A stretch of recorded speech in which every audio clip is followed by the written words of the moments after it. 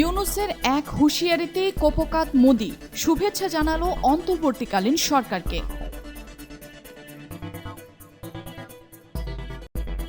গেল কয়েকদিন আগেও ভারতের কথাতেই যেন চলত বাংলাদেশ, আর এই দেশের একজন নোবেল জয়ী ডক্টর মোহাম্মদ ইউনূসের কথাতেই যেন নড়ে চড়ে বসেছে ভারত সরকার। হুঁশ ফিরেছে নরেন্দ্র মোদির, যে মোদি হাসিনাকে তুরুপের তাস বানিয়ে আঙুলের ইশারায় চালাতো বাংলাদেশ, যার ইশারাতেই বাংলার মানুষ নিজেদের সম্পদ নিজেরাই ভোগ করতে পারত না, সেই সম্পদগুলো পেত ভারতবাসী। গত দুদিন আগেই ভারতীয় এক সংবাদ মাধ্যমে ডক্টর ইউনূসের সাক্ষাৎকার নেওয়া হয়েছিল। এতে সাংবাদিক প্রশ্ন করেন, আপনার দেশে এসব হচ্ছে, ঢাকায় নৈরাজ্য চলছে, এর কারণ কি?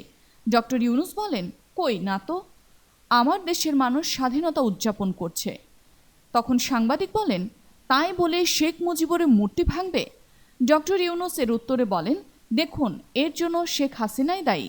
মুজিব কন্যার ক্ষমতার দাম্ভিকতা এবং রাজনৈতিক দুঃশাসন মানুষকে এতটাই অতিষ্ঠ করে তুলেছে যে তারা এগুলো করতে বাধ্য। তবে খুব শীঘ্রই এগুলো বন্ধ হয়ে যাবে, কারণ আমরা জনগণের অধিকার প্রতিষ্ঠা এবং আইনের সুশাসন নিশ্চিত করতে কাজ করে যাচ্ছি। বাংলাদেশকে অস্থিতিশীল করার কোনো চেষ্টা করা হলে ভারত, মায়ানমার এবং সেভেন সিস্টার্সও অক্ষত থাকবে না। আর এরপরই চুপসে যায় প্রশ্ন করা সাংবাদিক। তার প্রশ্নের মোড় তিনি অন্যদিকে ঘুরিয়ে নেন। ডক্টর ইউনূসের দেওয়া এক ইন্টারভিউতেই ভারত সরকার নড়ে চড়ে বসেছে যে কারণে, সেটি হলো উত্তর পূর্ব ভারতের এক ভৌগোলিক অঞ্চল এবং প্রশাসনিক বিভাগ। এটি অরুণাচল প্রদেশ, আসাম, ত্রিপুরা, নাগাল্যান্ড, মণিপুর, মিজোরাম, মেঘালয় ও সিকিম, এই ৮ রাজ্য নিয়ে গঠিত।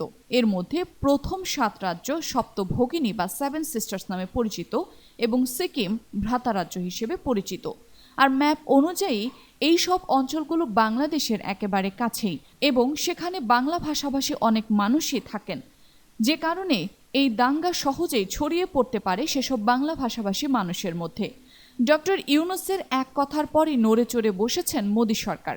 তারা এখন হাসিনার ভারতে থাকা নিয়ে শঙ্কা প্রকাশ করেছে। আসলে কি ভারতে হাসিনাকে রাখা সম্ভব কিনা, এই নিয়েও কথা বলছে মোদির মন্ত্রিপরিষদ।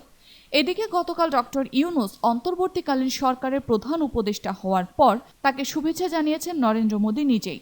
মাইক্রো ব্লগিং সাইট এক্সে নতুন প্রধান উপদেষ্টা ইউনূসের উদ্দেশ্যে মোদি বলেছেন, নতুন দায়িত্ব গ্রহণ করা প্রফেসর ইউনূসের প্রতি আমার শুভেচ্ছা।